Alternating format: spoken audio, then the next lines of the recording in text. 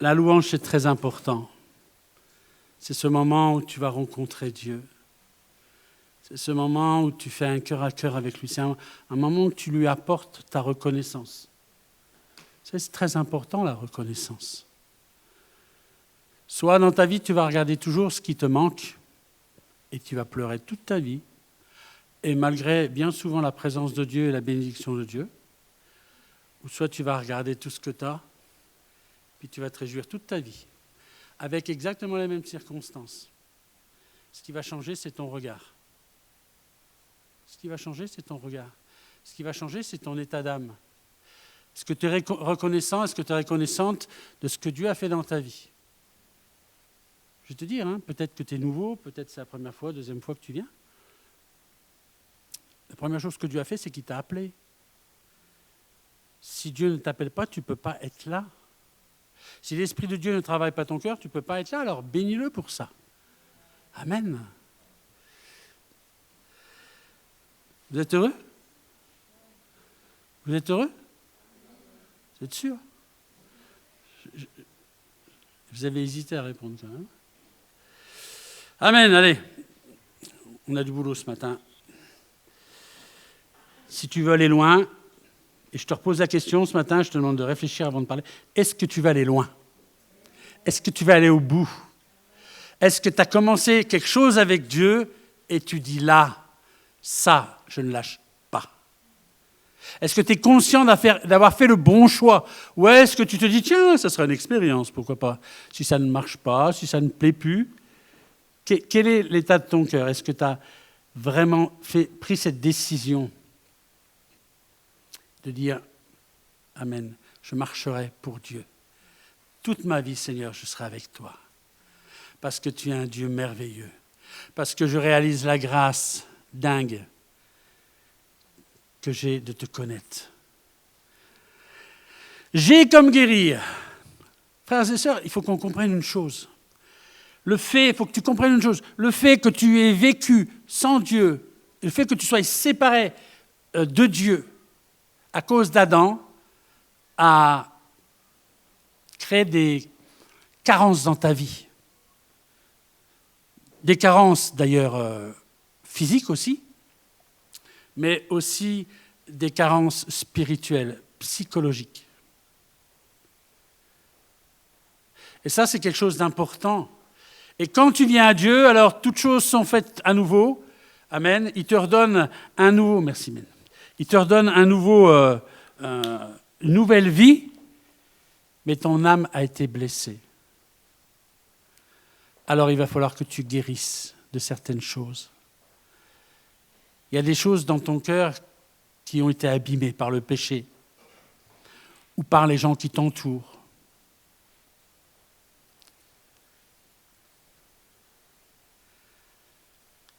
Il faut que tu prennes le temps de guérir. Les gens viennent, ils s'approchent du Seigneur, ils s'emballent, oh Dieu est merveilleux, Dieu agit, la puissance de Dieu agit, amen. Et puis là, au bout d'un moment, pof, il y a le blues qui vient. Pof, il y a un combat qui vient. Pof, il y a quelque chose un relent qui vient. Puis on se rend compte qu'il y a besoin de guérison là. Alors la première chose qu'il faut que tu saches, c'est qu'il faut que tu en sois conscient. Que dans les bras de Dieu, tu es en convalescence. Et Dieu va réparer des choses en toi. Dieu va guérir des choses en toi. Dieu va faire remonter des choses en toi. Des choses du passé. Il va permettre ça pour que tu puisses en guérir. Parce que c'est des bombes à retardement. Parce que ces choses que tu as cachées, que tu as enfuies tout au fond de toi, un jour elles vont réapparaître et elles vont péter, éclater. Alors Dieu va les faire émerger comme un démineur et il va les guérir. Sinon, tu es pris en otage par ces blessures.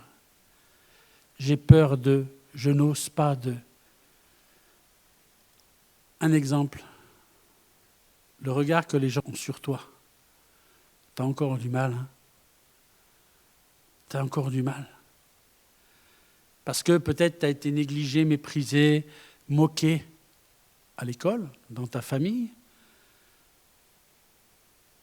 ça laisse des traces. Et tu as du mal à accepter le regard des gens sur toi. Alors il faut que tu guérisses pour être libre de ça. Amen. Alors Dieu va te guérir. Il va te mettre en lumière. Ah mais Seigneur, j'aime pas la lumière. Mais il va te donner un statut d'enfant de Dieu. Et il veut que tu le réalises pleinement. Il va te prendre dans ses bras.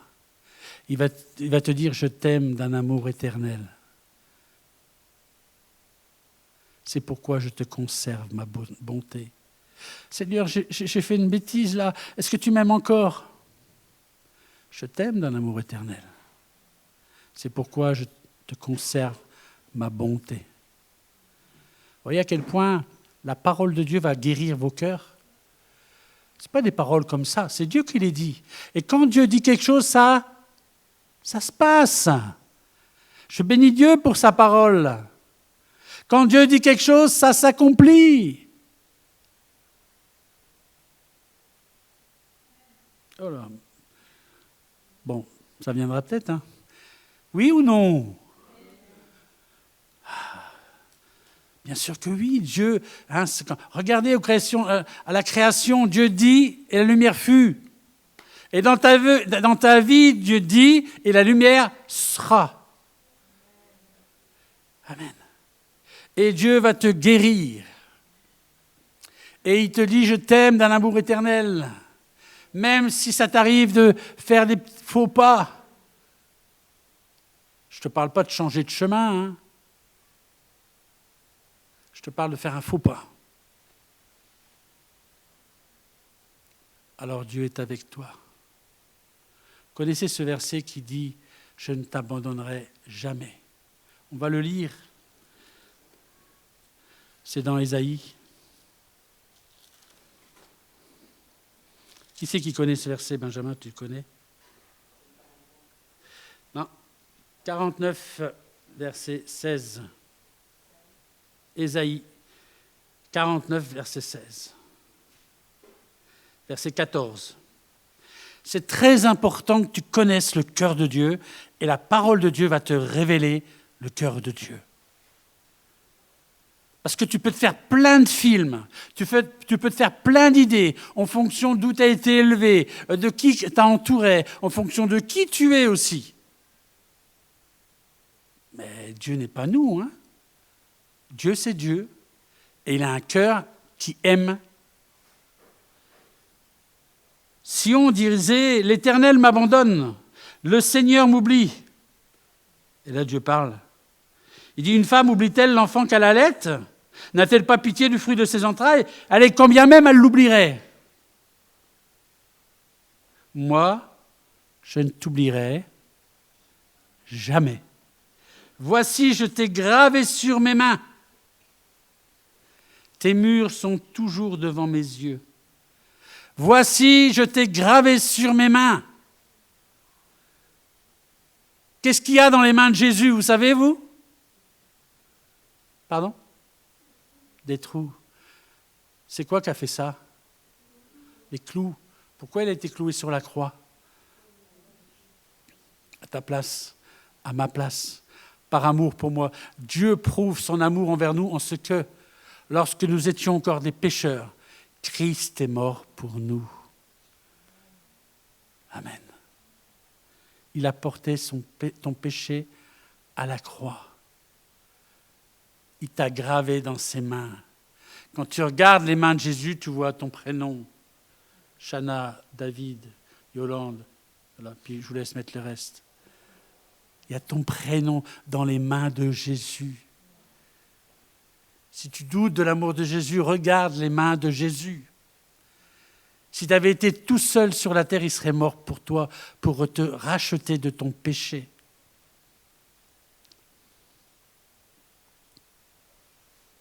Ça, c'est un verset qu'il faut souligner dans vos Bibles. Je ne t'oublierai point. Voici, je t'ai gravé sur mes mains. Tu as besoin de guérir, mon frère, ma sœur. Voilà, tu as besoin de guérir du sentiment de rejet, de la peur du rejet, de la peur de l'abandon, la peur du mépris. Dieu va te communiquer sa vision. Dieu va te montrer comment il te voit. Et tu vas guérir. Amen. Alléluia. Alors, il faut que tu en sois conscient, hein, quand tu te convertis, tu as encore des stigmates, c'est-à-dire des marques de ce que tu as souffert. Voilà. Il y a encore des traces, forcément. Et il va falloir des guérisons, quelquefois des délivrances. C'est ça, hein? Ne jouons pas avec le péché, il nous rend malades.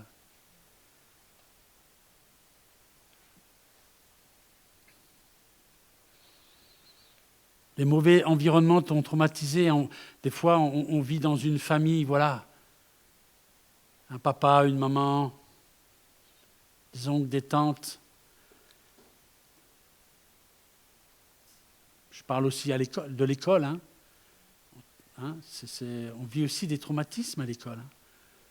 Et on a ce sentiment cette envie soit de revanche, ou soit d'être un bon à rien, soit d'être moins que rien.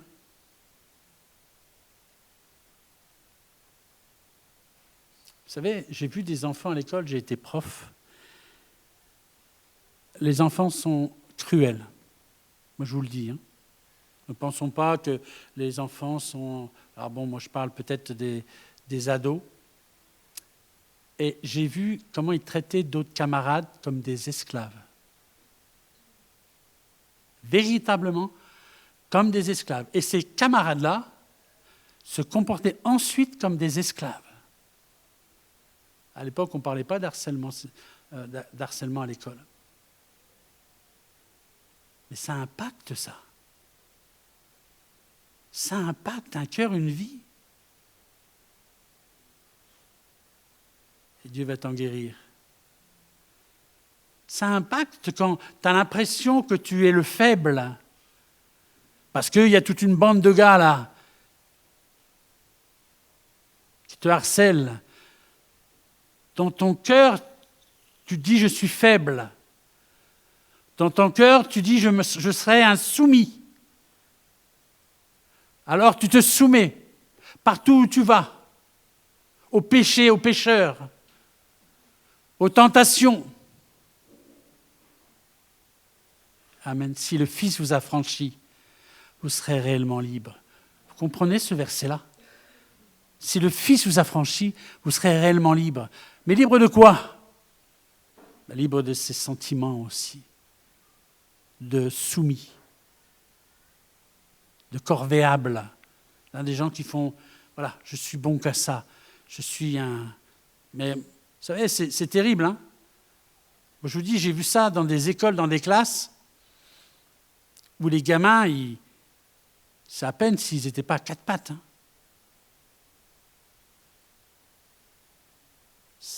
Ça blesse. Ça blesse. Ça fait des dégâts. Hein.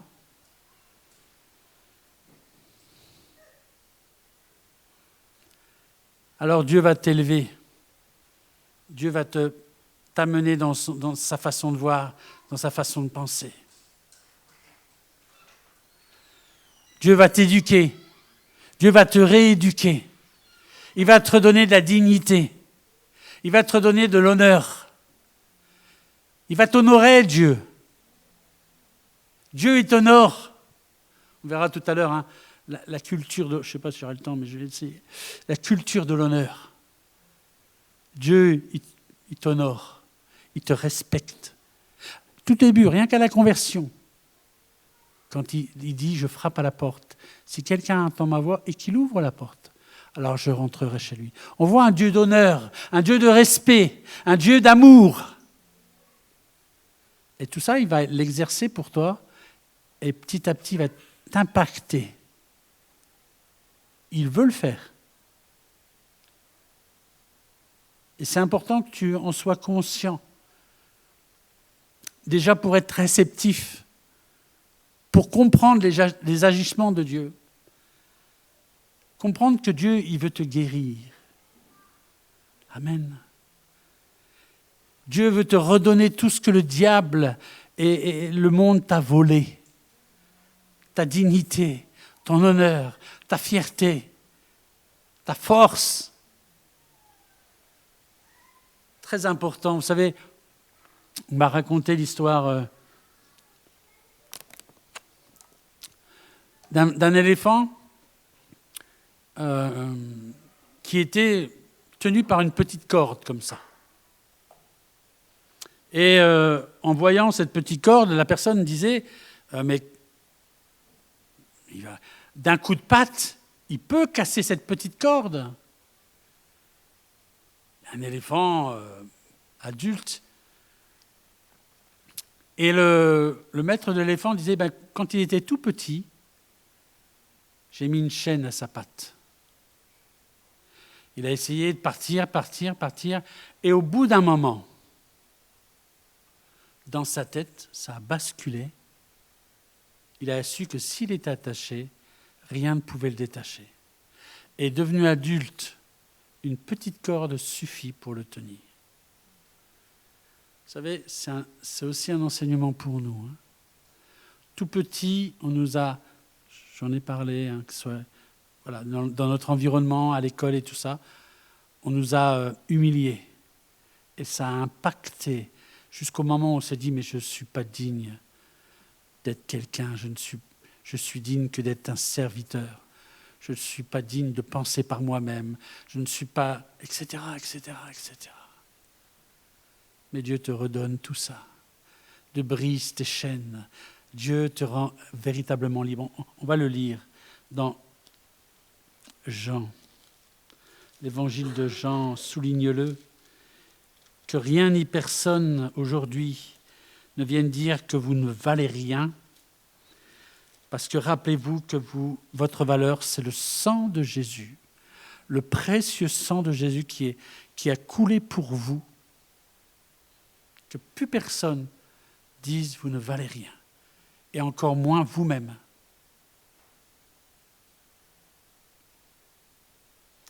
Dans Jean 8, verset 36,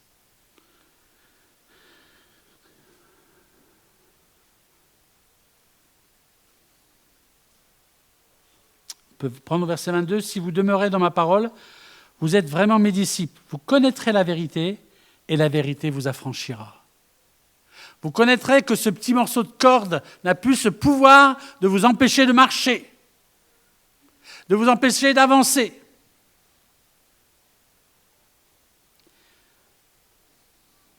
Verset 34, en vérité, je vous le dis, leur répliqua Jésus, quiconque se livre au péché est esclave du péché. Or, l'esclave ne demeure pas toujours dans la maison, le Fils y demeure toujours. Si donc le Fils vous affranchit, vous serez réellement quoi ? Libre. Tu es libre. Aujourd'hui, Dieu te rend ta liberté. À la croix, amen, Jésus a racheté l'humanité pour lui rendre sa liberté. Sa liberté de quoi ? De faire les bons choix. Vous étiez esclave du diable et puis maintenant vous devenez esclave de Dieu ? Non. Vous étiez esclave du diable, maintenant vous devenez enfant de Dieu. Amen. C'est important. Parce qu'il y a des gens qui viennent à Dieu en voulant être esclaves de Dieu. C'est un statut qui leur colle à la peau.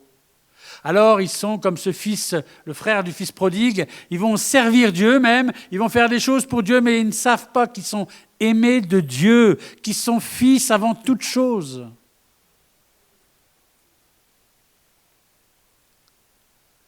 Il faut que tu guérisses, mais Dieu s'en occupe. Amen. Dieu s'occupe de ta guérison par sa parole. Et puis par l'Église. Par l'Église, parce que tu as toujours eu peur de t'arnaquer, tu t'es fait arnaquer, parce que... Amen. Et dans l'Église, tu vas trouver des chrétiens fidèles, droits. Amen. des gens sur qui tu pourras compter, des gens qui aiment sans intérêt.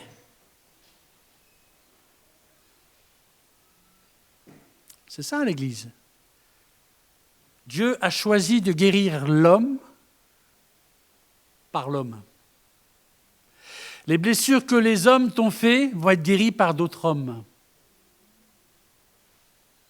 Ou femmes, hein. Alors que tu pensais que l'humanité était pourrie, que rien, voilà, etc., que tu avais toutes sortes de pensées, Dieu te prouve que quand il est là, l'homme peut changer. Et que le problème ne vient pas de l'homme, vient du péché. Dieu veut te réconcilier avec l'homme. Yolande raconte une fois, je me permets de raconter ton témoignage, Yolande, à moins que tu veuilles venir, non, ça va. Que quand elle était au Togo, elle allait dans une école française, c'est ça, hein, et que là, voilà, elle a mal vécu certains comportements d'écoliers blancs, c'est ça, hein, qui ont vraiment mal agi envers elle, etc. Je ne connais pas les détails. Mais bon, voilà, qu'importe, je sais que voilà, ils ont vraiment la... Et dans son cœur, elle a nourri de la colère envers les Blancs. De la haine? Oui, elle dit oui en plus. Amen. Et quand elle est rentrée ici la première fois, elle a vu que le pasteur, il était blanc. Mais bien blanc, hein? Elle a fait « Waouh !» Alors moi, je me suis dit « Tiens !»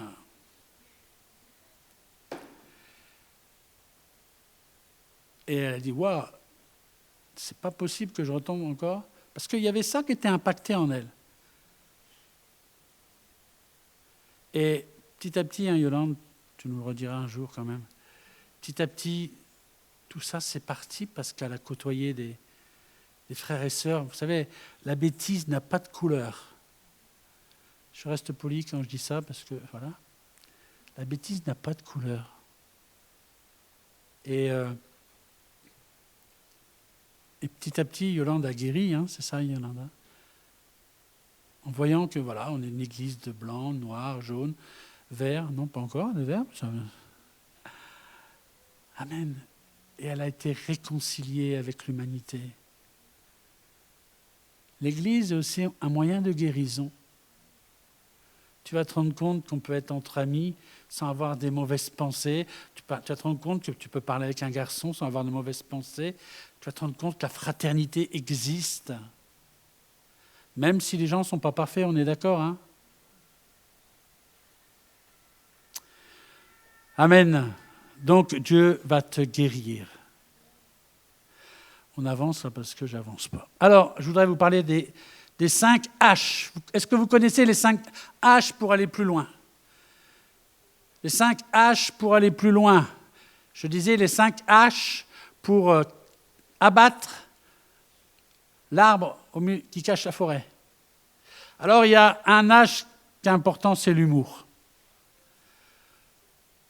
Apprends à rigoler. Apprends à ressourire.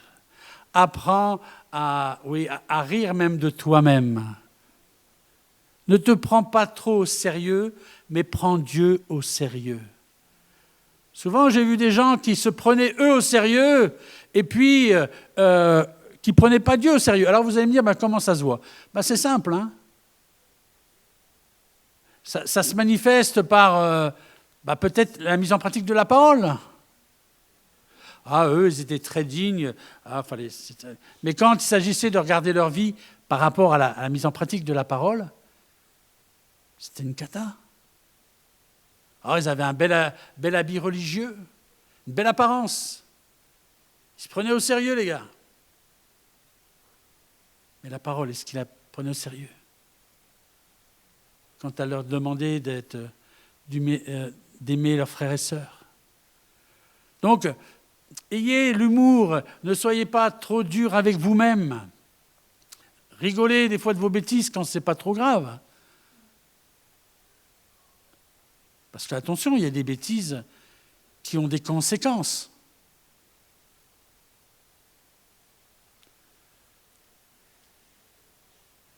Mais ayez l'humour.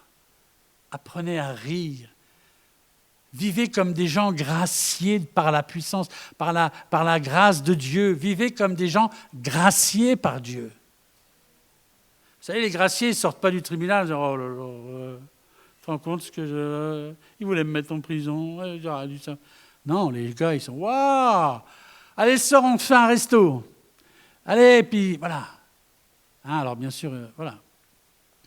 Vivez comme des gens graciés. Et puis apprenez à rire. Apprenez à sourire. La vie est belle avec le Seigneur. Il n'y a pas assez d'amen.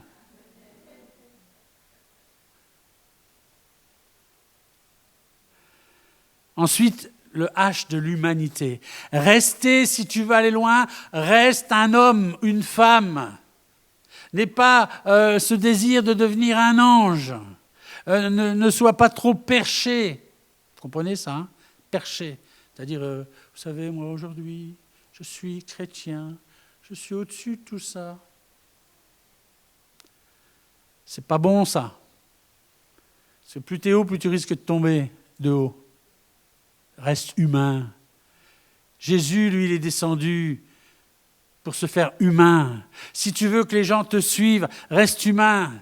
Si tu veux être un leader dans l'église, reste humain, abordable. Amen. Vous savez, c'est des choses simples, hein, mais je vous assure que des fois, les chrétiens, alors, le problème des chrétiens, c'est qu'ils veulent paraître, des fois, puisque au bout d'un moment, ils se rendent compte qu'ils sont que des humains. Alors, ça fait de gens des hypocrites, parce que malgré tout, ils veulent paraître super-héros devant les autres. Mais ça fausse tout, parce qu'au bout d'un moment, ça va être trop dur pour eux. Redescends sur terre. Tu es un homme, une femme graciés par l'amour de Dieu. Amen. Et ça va te garder dans l'humilité. Amen. Justement, on y arrive. Humilité. Que chacun considère les autres comme étant supérieurs à eux-mêmes. Il n'y a pas de compétition dans la vie chrétienne. C'est pas celui qui brillera le plus. Je le dis, je le redis, Dieu ne nous invite pas à briller, comme le monde l'entend peut-être, mais à éclairer les autres. Dieu ne nous demande pas d'éblouir les autres, mais de les éclairer. Reste humble, reste tout petit devant Dieu. Vous savez, c'est des moments terribles. Hein. Quand Dieu bénit quelqu'un, au bout d'un moment, la personne, « Seigneur, c'est pas grâce, c'est pas grâce, c'est pas grâce. » Puis au bout d'un moment, il dit, mais quand même, hein, quand même. S'il me bénit, c'est que je ne suis pas si mal que ça. Hein, et puis, et toi, il ne t'a pas encore béni. Hein. Il y a peut-être quelque chose dans ta vie qui ne va pas, ma sœur. Oh, hein, ça, c'est de l'orgueil. Tout est grâce, frères et sœurs. Et si toi, tu es béni, que ta sœur, ton frère n'est pas encore béni à côté de toi, encourage-le, dis, je ne suis pas meilleur que toi, et regarde, Dieu m'a béni. Alors, il va le faire aussi pour toi. Cette position, c'est là où Dieu peut continuer à te bénir. Sinon, si tu commences à t'envoler, à te dire, tu vois, moi Dieu m'a béni parce que je suis je suis ça, alors Dieu va être obligé de te faire redescendre. Reste tout petit. Je vous rappelle que l'orgueil, c'est ce qui a fait tomber le diable. Vous connaissez ce passage ? Dieu résiste aux orgueilleux. C'est dans quel passage ? C'est 1 Pierre, c'est ça ? D'accord, je vois que...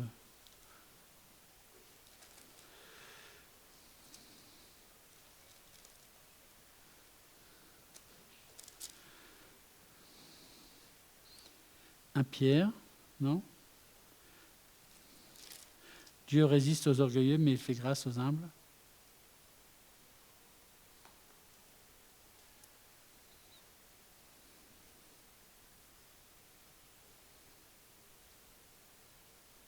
Qui c'est qui me l'a trouvé ?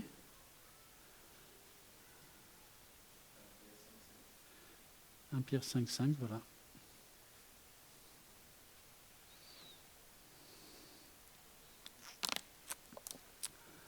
De même, vous qui êtes jeunes, il n'y a pas de jeunes ici, soyez soumis aux anciens. Et tous, Dans vos rapports mutuels, revêtez-vous d'humilité. Car Dieu résiste aux orgueilleux, mais il fait grâce aux humbles. Amen. Revêtez-vous d'humilité. Reste tranquille. Tu n'es pas en compétition. Une fois de plus, nos blessures du passé peuvent nous faire entrer dans une compétition en pensant que Dieu nous a armés cette fois pour être le premier. Est-ce que vous comprenez ce que je veux dire? Il n'y a pas de compétition avec Dieu. Vous avez chacun votre place, vous avez chacun votre caractère, votre charisme. Vous avez chacun amène de l'importance aux yeux de Dieu. Il n'y a pas de compétition. Et ça fonctionnera, l'Église fonctionnera quand on travaillera tous.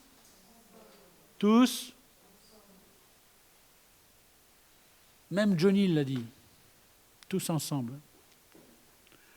Amen, c'est important qu'on travaille tous ensemble.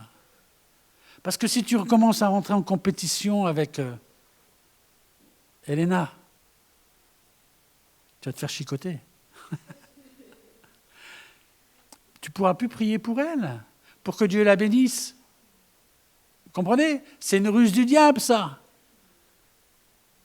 C'est comme ça qu'on divise une église. C'est en faisant de la compétition. Parce qu'on ne forme plus une équipe, on forme... Voilà, on veut arriver le premier, mais ça marche pas comme ça. Avec l'œuvre de Dieu, Dieu prend le plus petit et l'élève, il fait ce qu'il veut, Dieu. Et vous risquez encore d'être déçus. Faites attention à ça. L'honnêteté. L'honnêteté est important. Quand tu t'es trompé, tu t'es trompé. Une fois de plus, ça ne va pas te retirer ton statut d'enfant de Dieu.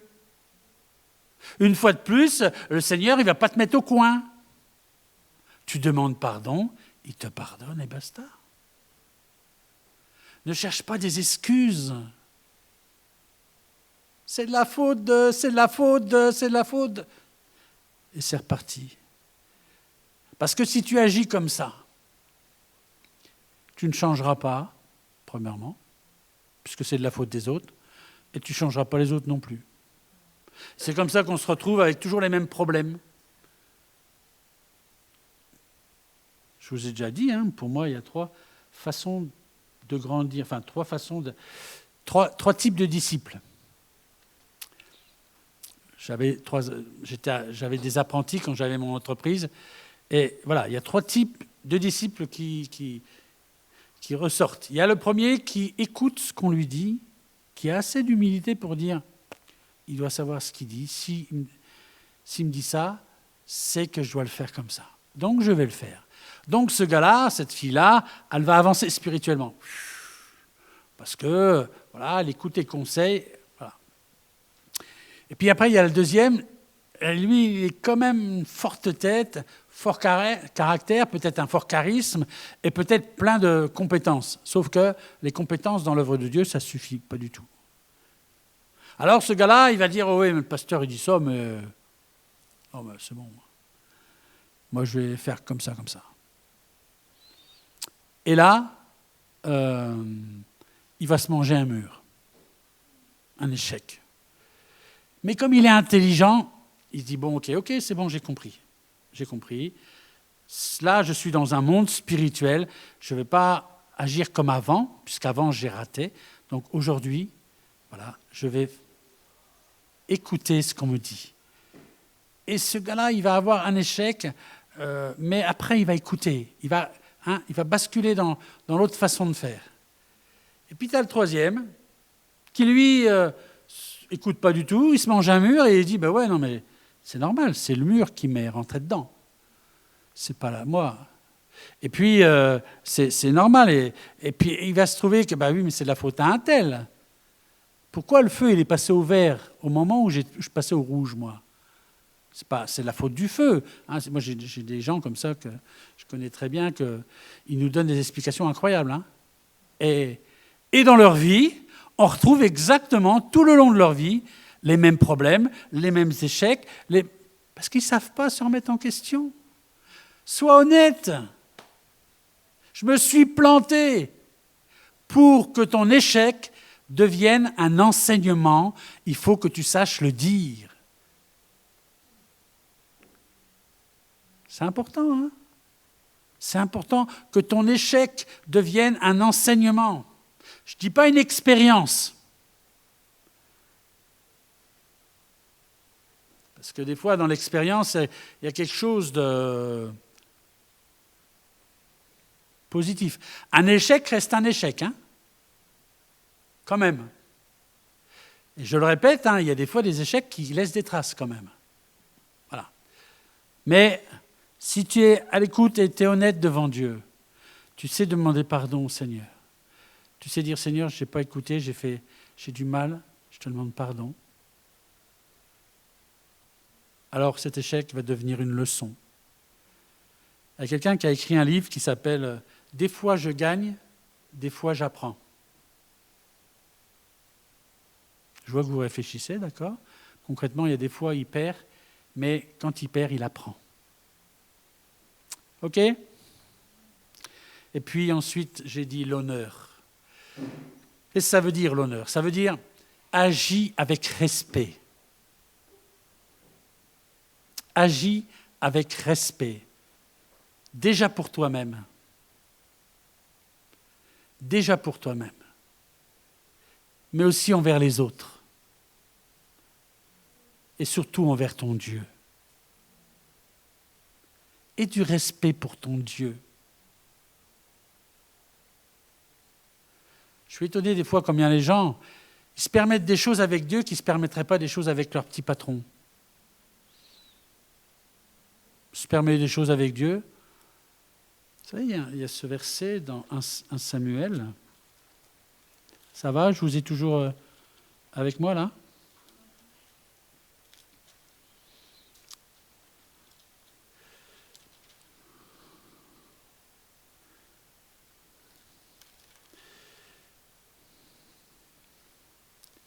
Dieu dit,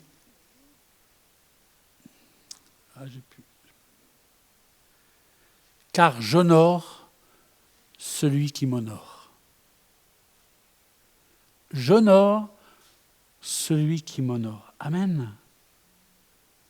Attention, sois un garçon, une fille d'honneur. On peut rigoler, on peut être proches les uns des autres, mais toujours dans le respect. Ça paraît simple à dire, mais je vous assure que vous allez éviter bien des problèmes, bien des tristesses les uns envers les autres, s'il y a ce respect, cet honneur. Hein? Il y a notre sœur Elisabeth, que vous connaissez la plupart, qui dit « Quand je regarde quelqu'un, je le regarde comme un prince, une princesse. » C'est bien, hein? Quand je regarde quelqu'un, je regarde comme une prince, comme une princesse. Parce que c'est quelqu'un qui a été créé à l'image de Dieu. C'est quelqu'un, quand il vient à l'évangile, qui reçoit quelque chose de Jésus en lui, en elle. Rien que ça mérite un grand respect. Amen. Et pareil avec les gens du dehors. Je vous rappelle que le premier verset, le premier commandement où il y a une promesse, c'est « Tu honoreras ton père et ta mère » pour que tu vives longtemps. C'est pas facile, hein, des fois, d'honorer nos pères et mères. Ça doit être une culture de l'honneur. Il faut que ça devienne une seconde nature d'honorer les autres frères et sœurs. Amen. Oh là là, il est just all off. Je suis désolé, je n'avance pas sur ce message, mais je vais terminer avec peut-être le I comme intelligence. Là aussi, bien, des gens pensent que le fait d'être chrétien les dispense d'être intelligents. C'est-à-dire, moi, je fais ce que Dieu me dit. Moi, c'est l'Esprit de Dieu qui me dit. Moi, c'est un esprit de sagesse et d'intelligence.